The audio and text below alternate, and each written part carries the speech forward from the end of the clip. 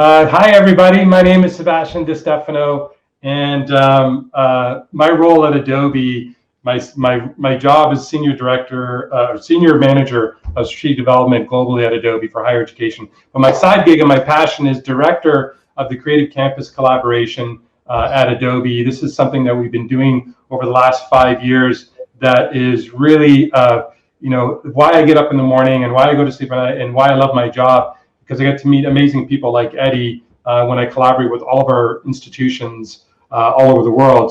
And today, really, the Creative Campus Café is more of an informal conversation about some of the themes that we talk about when we have our in-person meeting called Adobe Creative Campus Collaboration. And some of those themes all center around student success and in the form of digital literacy. And so the topic today, the debating digital literacy, we're going to get a little bit into it. But before we start, I'd like to introduce my guest, Dr. Eddie Webb, and make a quick introduction. Eddie, let everyone know who you are. Eddie Webb. I'm faculty at Mesa Community College and director of the new Media Lab experience there on campus.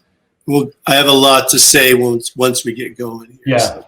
And so what I wanted to do is just start off with a little bit of a history of what the creative, for those of you that don't know what the Creative Campus program is. This is a group of institutions that Adobe's partnered with that has made digital literacy the pillar of why they're partnering with Adobe and providing Creative Cloud to faculty and students in their campuses. And so we have a handful of institutions that have done this, and the theme around digital literacy for them is the main connector for Adobe. And that's very exciting because the perception people have of Adobe broadly in education is that we are really a great solution when someone wants to have a creative career and utilize digital tools to have a professional career and go into the workforce.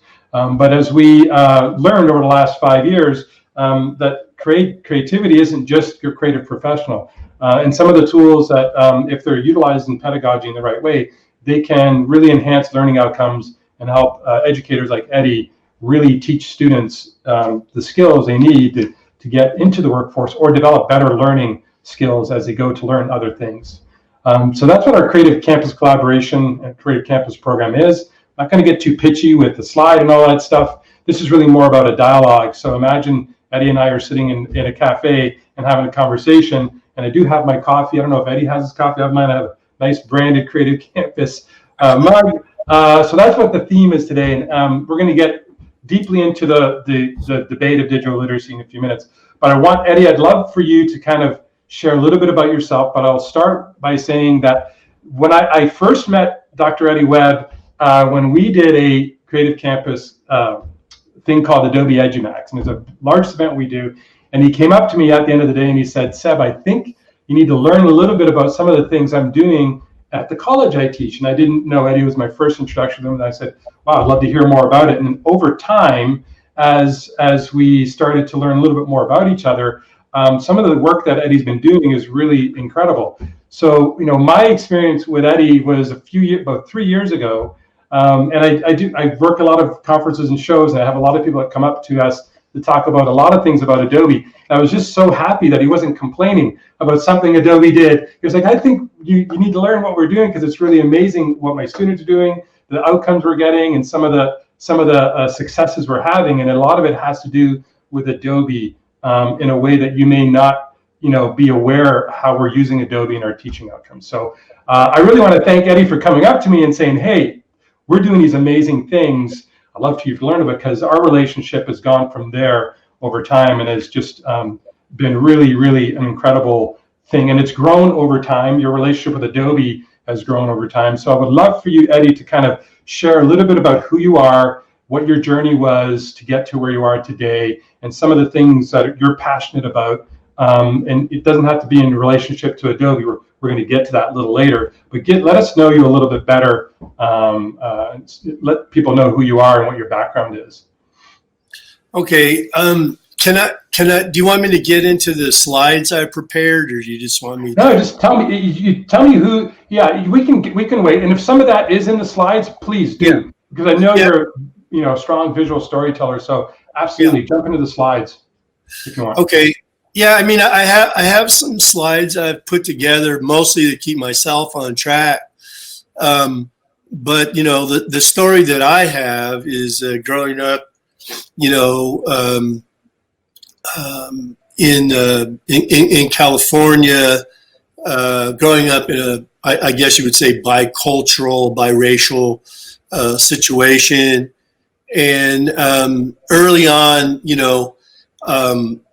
going to our native ceremonies and things like that, and having this sort of connection with storytelling and oral tradition and all of this, and then sort of leaving all of that to go play around in the world and get in a lot of trouble, and then find my way back to those fires and to that community. And a part of that recovery for me from elders was to go back to school. And so, it's been a journey since then of learning all of this stuff and how language works and what language is for and how powerful storytelling is, and reading people like Leslie Silko and Scott Momaday and Simon Ortiz and then, writing some of my own stuff, and then becoming friends and colleagues and, working with them and being around. My dad would take me to, some kind of activism stuff, American Indian type stuff. And so I learned about social justice and all of that.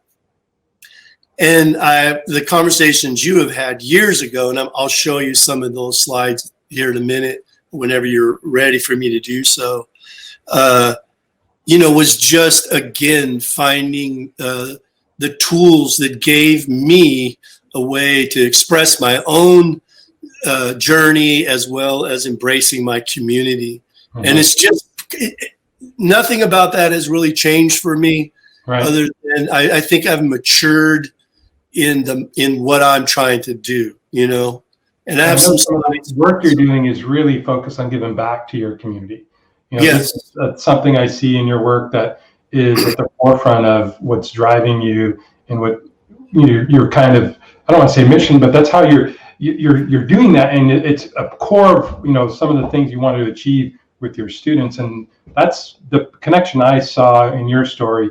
Is a lot of educators do that, but I think when I see the work that you do, there's such a purpose for that for you. And that, I'd love for you to just kind of describe why is that a driver for you? How important is it in the learning process that is a part of, your mission, right? Let me grab this screen real quick. Go for it. And if everybody could let me know, Melissa, are we on? Can you all see my screen? We cannot right now. We cannot. So share screen. Too many video. The stream is limited to 4 screens. So I we need something there. Let's try that again. Okay. There we go. All right. There we go. Can we see it now? You can see it. Yeah. All right. I'm going to slide you guys over here. So in my work, when I would come to the conferences and we were constantly debating about should Adobe be in the classroom, or should documentary filmmaking be a part of the language experience, especially in English composition and writing. For me, over time, I just got tired of that and wanted to move on, that we're past that. This is the way these young children here, these young students, these young scholars are using language. This is their world. And by introducing these tools to them, not only do I get to experience giving them, empowering them to tell their own stories, it's actually made their research and their writing more meaningful to them. They actually write better. They research better because they have this purpose. Yeah. And where I'm at, Seb, is this. I've said this many times on stages, where if you're not taking on the man in your 20s, you have no heart. If you're still doing it in your 40s, you have no brain. And I say that in terms of this, and this is a thought process that I've learned from a couple of native leaders that were influential in my life as a young artist. And so it's really about liberation, not revolution, because liberation motivates me to do what I do because I love my community. I love my people. I love our culture. I love our language. I love our land. I love all of that. And that's where I want my heart to be. I spent many years in this other place, of always taking on the system and doing all of this. And what the tools of Adobe gave me were a way that I don't have to do that anymore. Right. I can just shift to being free and telling my story. Right. And what we've learned is we do that. Here's a couple places where people can look. But as we do that, what happens is this. And so we now have so much production, podcasts, documentaries, social justice papers, all of this stuff that we no longer have. We're not in that part of taking on anybody.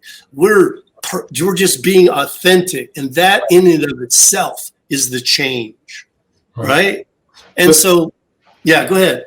I was just going to add, so in some of the things you've done, how did you arrive at why is this still a debate? Whether the struggles of having a constant debate, is that just a part of how academia gets to a point, or is there a legitimate, struggle for there's a lot of faculty on this webinar, and the polls have said that they're struggling with one area, which is faculty awareness, but there seems, your struggle with this being a debate, and we kind of are on the same page of it's kind of over, and you're demonstrating why it's over, but give me a sense of how come this is still a debate, because I know that in your institution, there was a time where this continuously was debatable, and you did that kind of fight that debate to get to the point where you're having impact. So how come it's still a debate in your mind? Well, having finished a dissertation in Adobe New Media Labs in higher ed, I think there's many, many layers to it. I think the initial realization that I had that it was more about faculty technophobia, that there was faculty that would probably embrace this medium and this media production if they had a skill set that they felt comfortable teaching. And it is a lot at the beginning to ask of people. And then I think it moves in. I've always been in the English department. So, it moves into the written word, of what our mission is to teach people to write well instead of express themselves well, communicate. There's a bigger scope to language and what it's for. So, just on the surface, I think those are the two. I mean, for me, I started because I was already had gone to film school. I have a MFA as well. I already had all the cameras and lights and stuff, and I was producing all of this stuff just in my classroom. Right. Before, the district really said, we want this. They started supporting us because they saw the work. And I think, can we let the students tell the story, answer your question? Absolutely. So let me show you this, because I think this is important.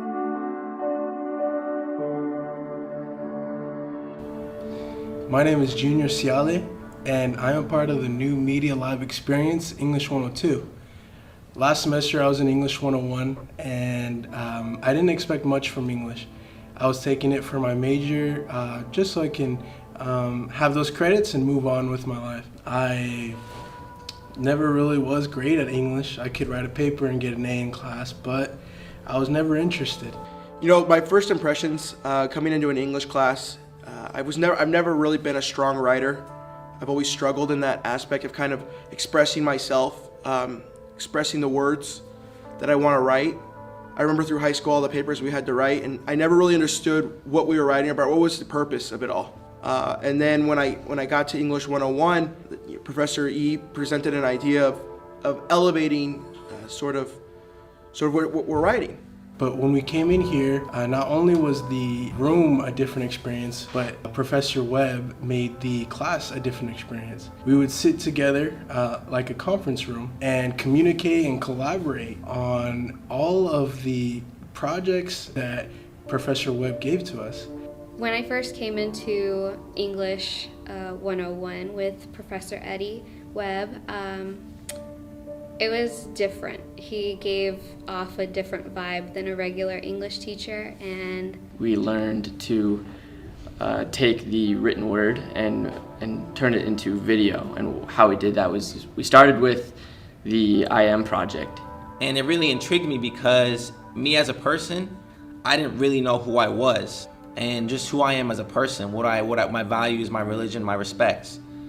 Dig deeper into what we are as people are. And he did this by introducing Premiere. he had us write the paper about ourselves and the I Am piece, and then had us produce a video using Adobe Premiere. We took that essay that we wrote and we turned that into visual by taking pictures of our family, by taking pictures of where we're from, and taking pictures of who we are. And in reality, taking something two-dimensional and making it three-dimensional. Adding this layer of media that would show our words, put pictures behind those words, and to help us create a deeper meaning. In all reality, I feel like the New Media Lab, this project, these ideas, help me personally free my voice. Each group had to do a 4 to 5 page essay about what we learned about, and then we had to later turn that into a film. I was part of a research group that produced the water documentary, and we divided each other in 2 groups with facts, data, research and result, and solution. And we each had a position to look for facts for why there's dirty water, and a solution of what we can do to prevent there being so much dirty water. And finding out what's the truth, fact checking everybody else to make sure that holding each other accountable. we wanted to make sure that our video was credible, the facts were there, the research was there. with the water video, when you write something and you write it on paper and you say the water is dirty, okay, you're saying that the water is dirty, but in a video you can visually see how dirty it is. I mean, we're moving into an age where people want to see things. YouTube is growing tremendously. Videos, people are expressing themselves, expressing their ideas through these different media forms, through videos, through pictures, through podcasts. Using Premiere and Photoshop and all of the other stuff, we got to experience making something incredible, like our water video. We got to experience all the different steps into creating the video, that it helped us understand that it may be all these little tedious things, but then at the end of it, you can see this short video or long video, and you can see how it all comes together and it pulls really well together, and it just looks amazing. It's the future. I mean, it's so practical, these applications that we're learning here in this English class, in this media lab, that I feel like it's almost a door to a whole different world. I'll be able to do this now with these new skills I've been able to learn. Be able to tell a story. It maybe not be a standard 5-paragraph essay, but each picture, each video, each interaction that you record is part of a story. And with that, you have the responsibility to put that in order and to make it something that people will remember forever.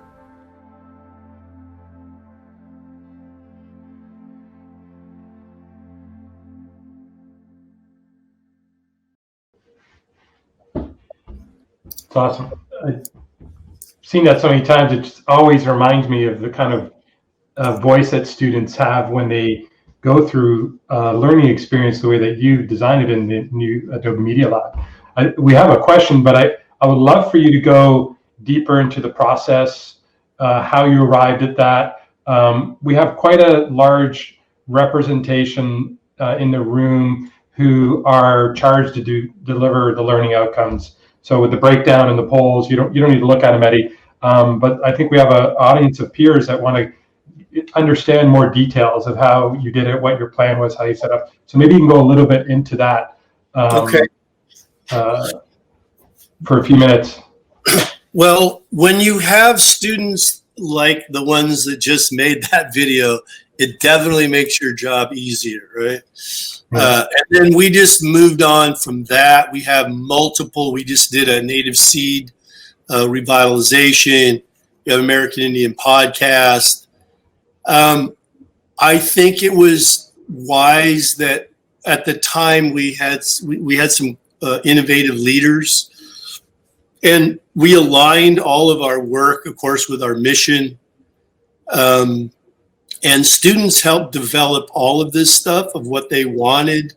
We started gaining partnerships out in the community, which was really helpful. We produced 3 PSAs for the fire department.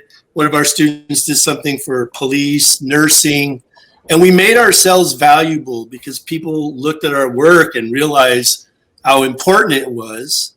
And so as we grew with our individual projects, we started building this community of support and partnerships. And that really, really helped our administration, it really kind of like, why would they want to resist this? Right. I mean, it doesn't make any sense. And so then now what we're doing is we've created what we call our guides, our student guides. So students have helped us. We put these together to help. Students are helping faculty learn. And so we have all of these guides around Photoshop, Premiere, Spark. We love Spark, Rush, all of that stuff. Right. We designed a room that's specific so that we can do learning and research here, production, and then we have a new podcast area. And, it just goes back, again, to humans connecting to language. That's the thing, right? And for me, as a young guy, kind of getting into a lot of trouble around identity issues and economic and all that stuff, I found my way back through language, right? And one of the very first things that I came in contact, this is my daughter and my Cially, my grandmother, and without them, of course, I wouldn't be here. Right. So, one of the first projects that I did as a returning student, and kind of people back in the day thinking, the guy's kind of an artist, crazy guy, but maybe he's got something going on. And the State Department in California let me write this book. And that's where I first learned about Photoshop and InDesign, right? And I think back then it was even, the PDF was sort of a big deal, right? Right. And so as I went through it, the journey was connecting imagery and oral tradition to science, right? And I was talking about, oral tradition, the stories that tribes, indigenous people, and that could be Ireland or, South Dakota or all over. People are all indigenous somewhere. And these stories that we carry they're not cute little fables, And that's, I think, a big part of our success as well, is that our work is grounded in solid research. Mm-hmm. It's not letting go that part of those in the language arts who think that MLA or APA or annotation or, critical analysis, we do that better.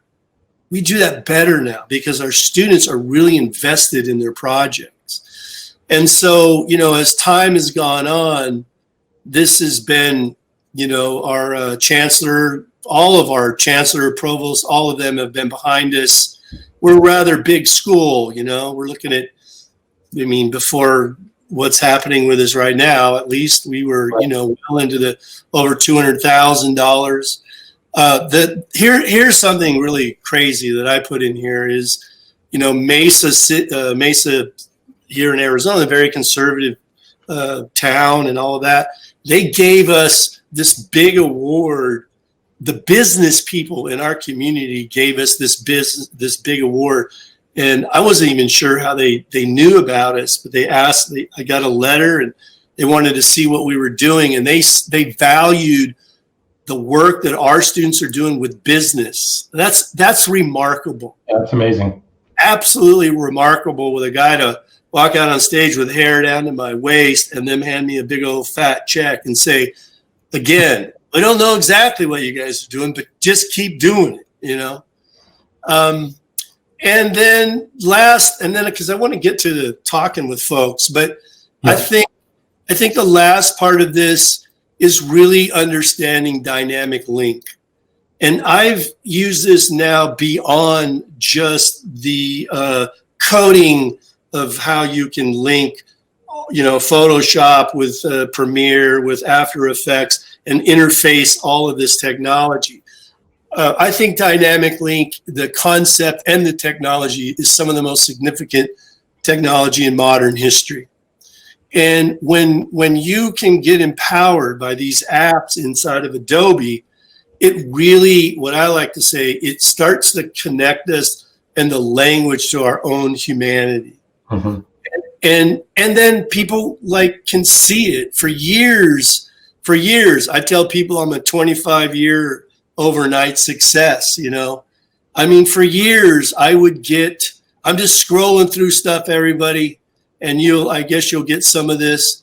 I think it's also important to know that if you start on this journey in traditional settings, it is a bit of a disruptive process, and you need to be prepared for that.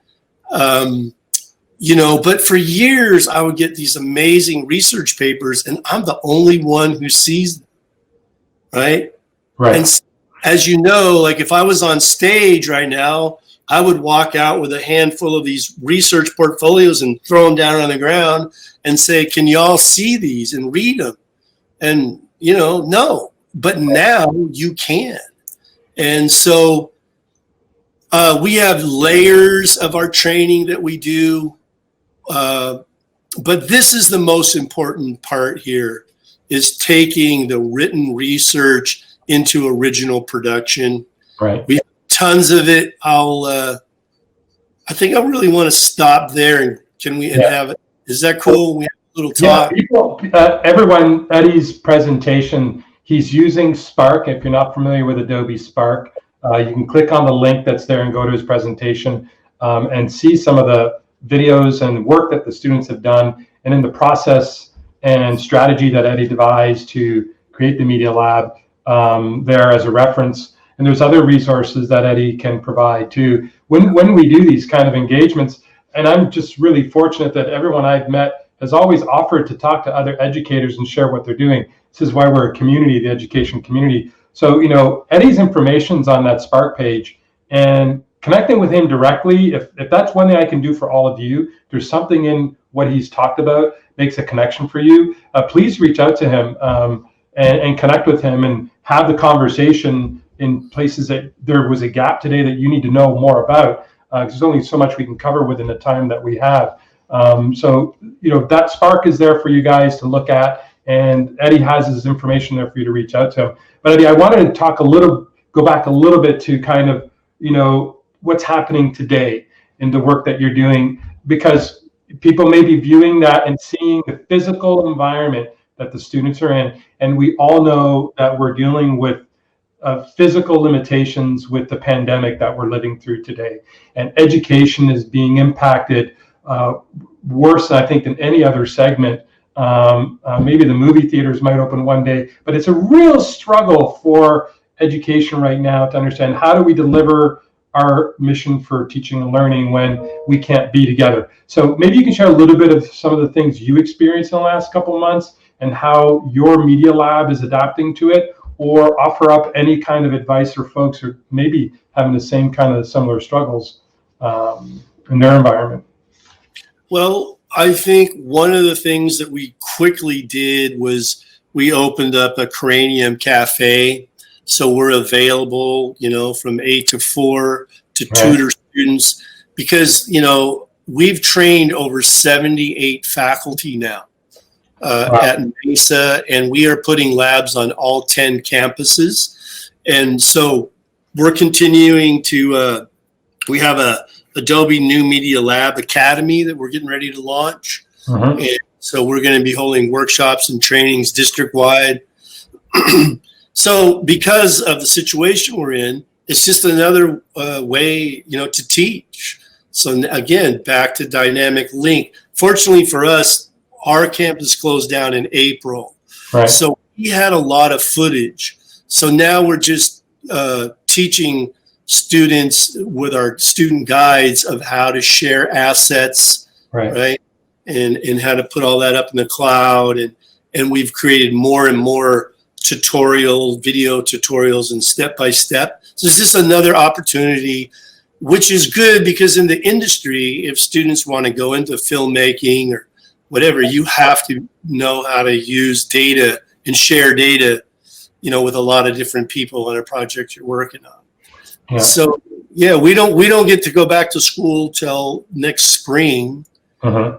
So yeah, that's what we're doing. We're trying to stay in contact like this. And is this the irony of all ironies that, arguing for media and all of that, and people that were, no. Well, now everybody has to. Everybody has to sit here and a video and audio and microphones and nowhere to put. Everybody has to do it. And and they want to get good. I want you to address that a little bit as an educator when you kind of have the option to do things and all of a sudden you're, have to do it or forced to do it because of the conditions we're living in. Do you feel that if we get through this, when we get through this and what the future will look like, do you feel that as someone's had to do this, that it's hard for them to go back to what they were doing before? Do you think there's enough inherent benefits in the way that they're asked to be teaching students or devising a different pedagogical approach because of this, that it's going to get reset when the doors open? Or do you think there's enough benefit of the type of work that you're doing where it will continue to grow and change and be iterative and add more in the future? It's going to grow. I'm sure there will be people that want to get comfortable again. And, that's one of the things that I have been a voice for is that we don't want to lose all of this great teaching experience and knowledge. That should always come before the technology part. And so we always want to make sure, that's why we're creating the guides and that, but there's no turning back. Our school just announced they've got funding and they have a department that's going to help faculty start making their own videos. Right. And so, yeah, there's no turning back now, the debate truly is over, and now it's good at.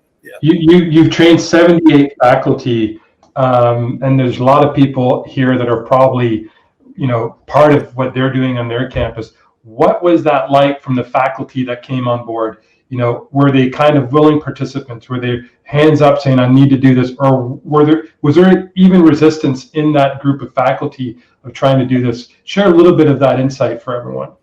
Well, I think there's always resistance to change, right? I mean, that's just a natural part of anything. People have invested years in developing curriculum and lesson plans and lectures.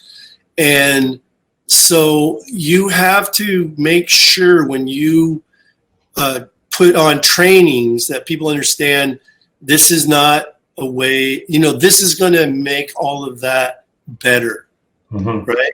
So there's always a little bit of resistance, but again, I would say it goes back to the technophobia, really kind of a little bit of anxiety about, can I manage this kind of data in front of a class? Right.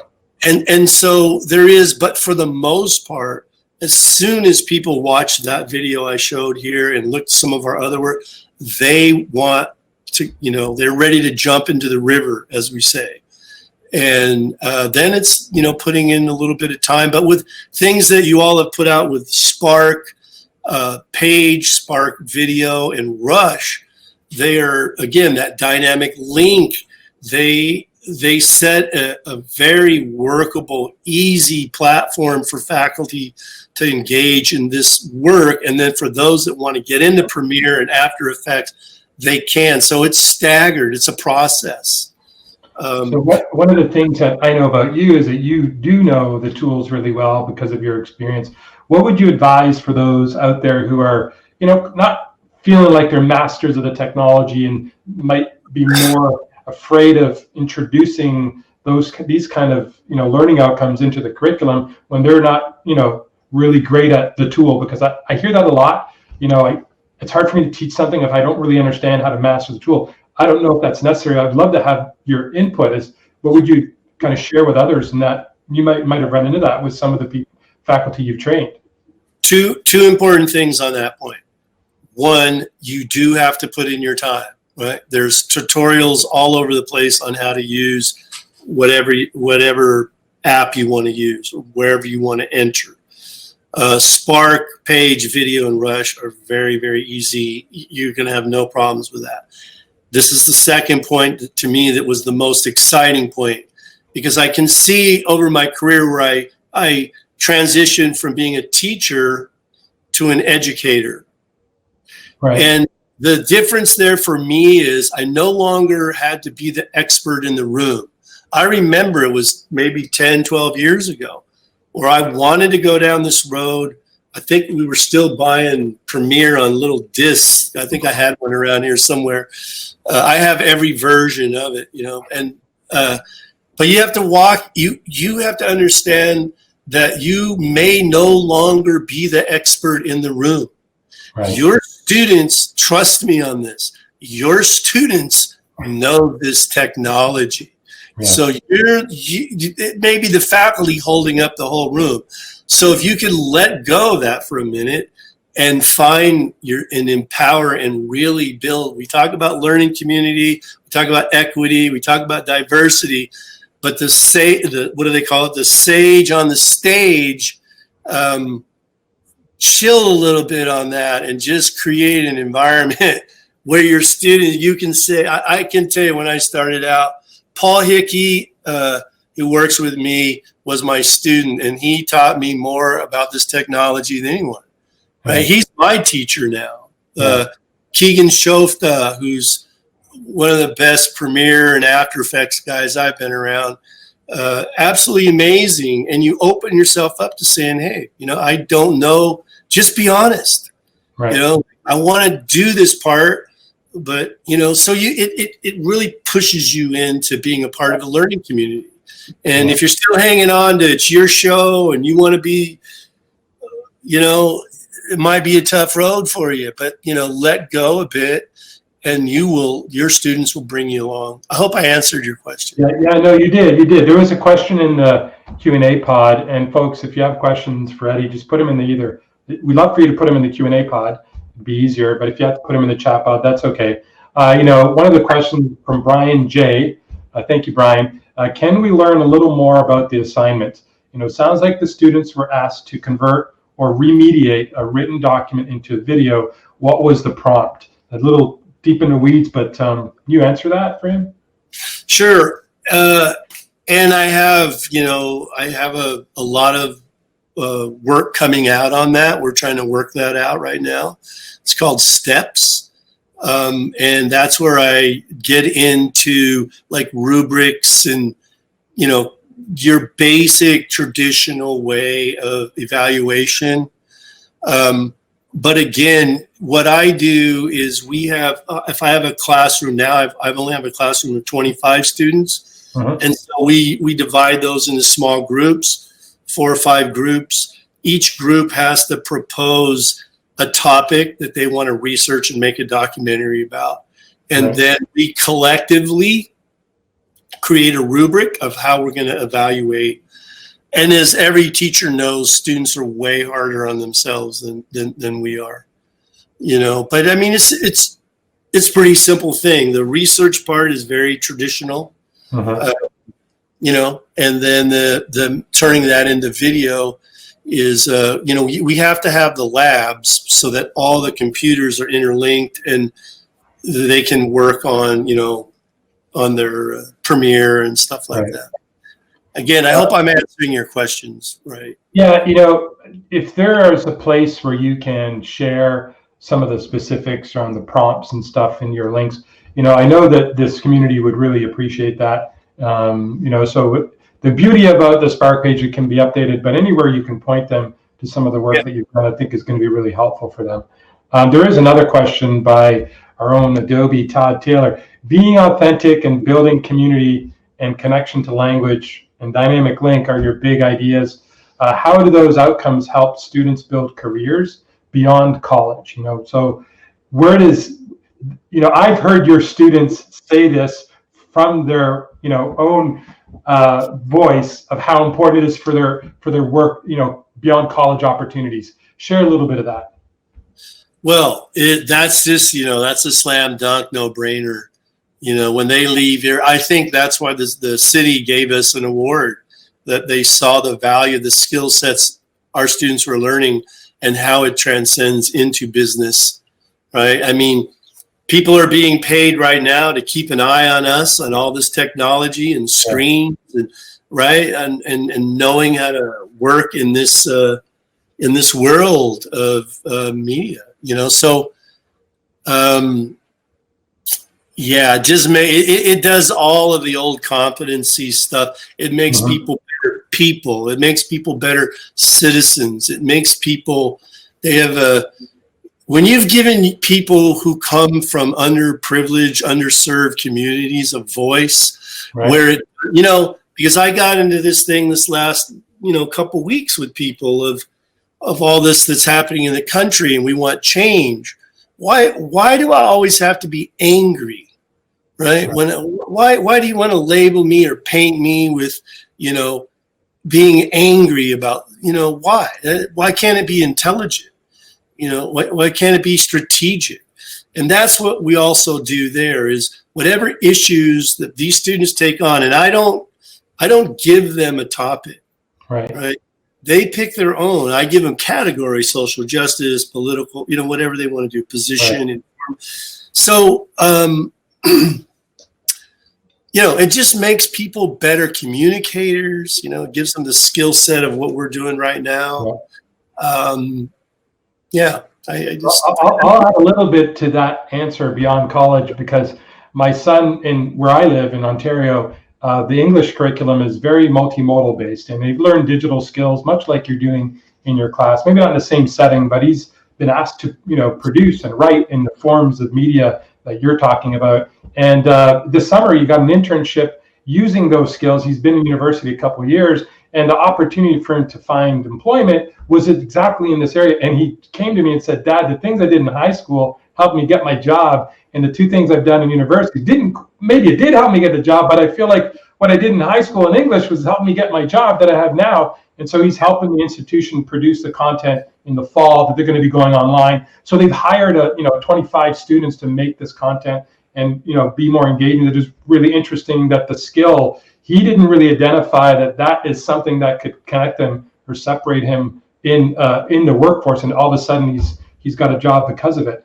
So it's I've heard your students say it. I'm living it myself with my own son in the impact that these skills help develop. And it's not just a technical skill. It's his ability to think critically. It's his ability to communicate and work in a group, the collaboration aspect of it. Because much of what you do is the students aren't doing this stuff on their own. They're not on their laptops writing their assignment. They're working together in a group. It's so important that they're doing that together. And I think one of the parts that I always kind of forget in these presentations to highlight is an area, a learning section that we have called data management. Yeah. And I think, if you're hiring and you're looking at two resumes and one person says, "I can use Excel efficiently," right? "I can use Word, I can use tables, I can use Premiere, I can use After Effects, I can use Photoshop, I can use Illustrator, InDesign," and you have someone that says, "I can write really well," who are you going to hire? Right.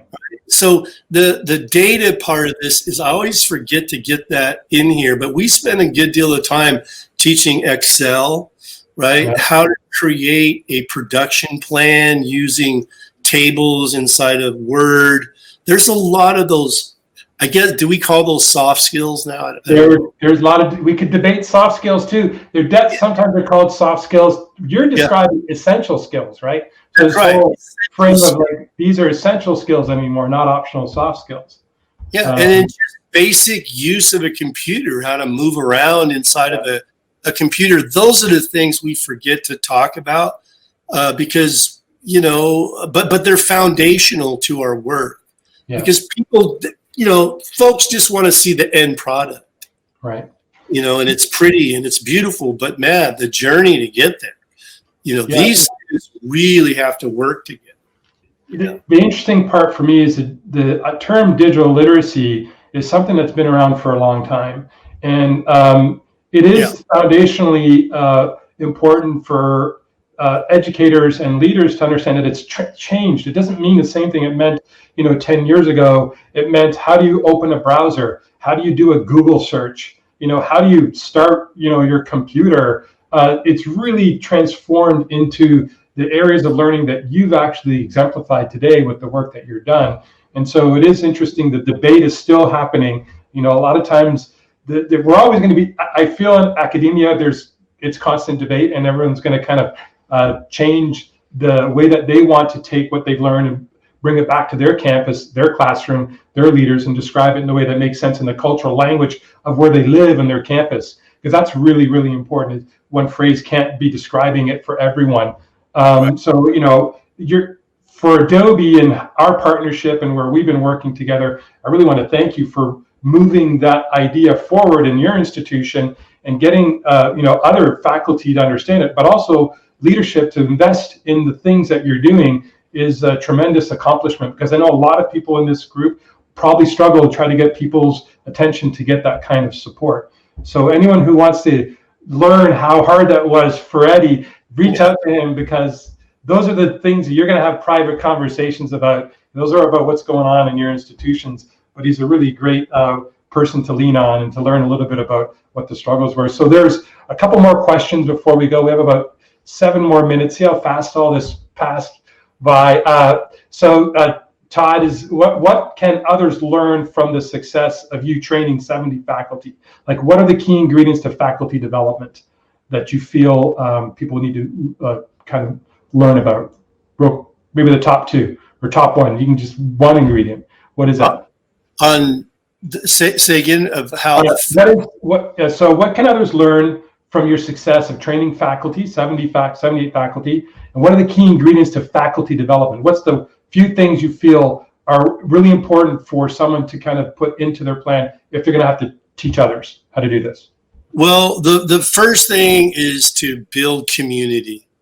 Right. So once you bring in, it's been amazing because, you know, you've met my students at these conferences, and they lead the trainings. Right? They train faculty. You know, Jacob talks about that all the time, about how to get faculty on board, right, for what's going on. And so I think that creates a community of learners, right? And then they value this. And then the other thing for me, as you know, a bit of a guy that wants things perfect sometimes, you know, it's that old Joseph Campbell notion of all of, you know, kind of like spirituality. It's not meant to push you back into all the things you already know. It's meant to push you out, right, into this vast knowledge and this vast sphere of learning and what other people bring to the table. So as I have trained people, I think the most important thing is, one, understanding time, that in many ways it's my job to replace myself, and that they're going to take it to another level. They're going to take it to a part that maybe I've not thought about, or, you know, and you have to be able, I think the most successful people are the people who are committed to making the people around them successful. Right. I mean, John Kennedy wrote about that in his book, Profiles of Courage. right? I mean, if I want to be successful, I have to be committed to make the other students in my group successful. Right. And if I do that, we all are going to be successful. So I would apply that to the faculty, the benefits of faculty training, Yeah. right? Is once they, I mean, I didn't even get into show you all the partnerships we have with faculty and stuff. Right. But it's been amazing what they're doing. And then they'll send me projects that their students are doing. I'm like, wow, this is incredible. That's awesome. Yeah. Well, we have like 4 minutes left. 1 minute. We will end. I know it's gone by fast. One last question, real quick. So, can you speak to the differences from your perspective? And I don't know if you have one. Difference you see in digital literacy versus digital fluency. I don't know. Let's. I'd have to know more about why you're making that distinction, and I don't. You know, I don't know. I mean, they're kind of the same thing to me. Fair enough. Yeah, I hear that a lot. I hear, you know, there's similar thing. One is more about applying it and practicing it. One's more about the foundation needed for people to be literate in a digital world. So I think, so this is classic, right? We're still debating. We're still talking. This is exactly what this Creative Campus Cafe was meant to do, was introduce you to this audience. And this debate in your mind is over, but I think for a lot of people, there's still a lot of things they need to get to convince others that, you know, we need to be moving in this direction. So I really, really want to thank you. You've always offered your time to us, and thank you so much for taking time out of your day and sharing your experiences with everyone here at the Creative Campus Cafe. This is the first one we've done in 2020. We're going to do more of these. We're going to bring more leaders on board. So Eddie, thank you so much for participating and sharing your thoughts and sharing what you're doing. Yeah. And, you know, to that question, let me tell you, I'm old enough now. I learned to teach with a piece of chalk, you know, and I remember being in a meeting when our chair came in and said, we're getting whiteboards. And there was a whole bunch of us that were like, whiteboard? What's a white? You know, how am I going to teach without a piece of chalk in my hand, writing the same thing over and over, you know, 20 times a day?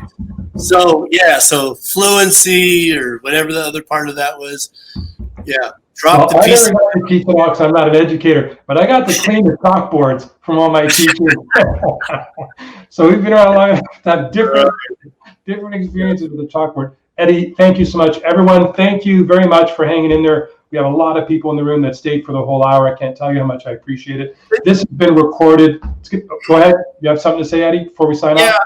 If there's a way that I could get a list of the people who attended, I would like to write them a thank you note for attending and make sure, you know, we have at least a nice handshake and connection that way. We will absolutely try to do that. If everyone is opted into sharing, we will be more than happy to give you that information. But your contact info, everyone, if you're looking to get a hold of Eddie, this link to his Spark page, Eddie has his contact info in that Spark page, how to get a hold of him. So make sure you go to the Spark page to get a hold of Eddie. Melissa, I'm going to pass it off to you because we have kind of come to the last minute. Yeah. Wonderful. Thank you so much. So much great discussion, an abundance of information. I appreciate everyone who's here, and I appreciate you two as well. So thank you so much for that. So yeah, thank you again for being here. We do have a little short survey that we would love for you guys to fill out. So I have just put it in the chat right now. So if you could take a minute, it's just two and a half short questions. We would super love that. All right, last reminder, as Sebastian just said, this is being recorded, and you will most certainly receive a follow-up email with today's recording and also some other helpful resources on digital literacy. Thank you again. Hope everyone has a wonderful rest of your day. Thanks, everyone. Take care. Be safe. Peace. Hi, everyone. Thanks for watching. Click the link in the description below to explore more free online professional development, and click the link on screen to subscribe to the channel for more videos.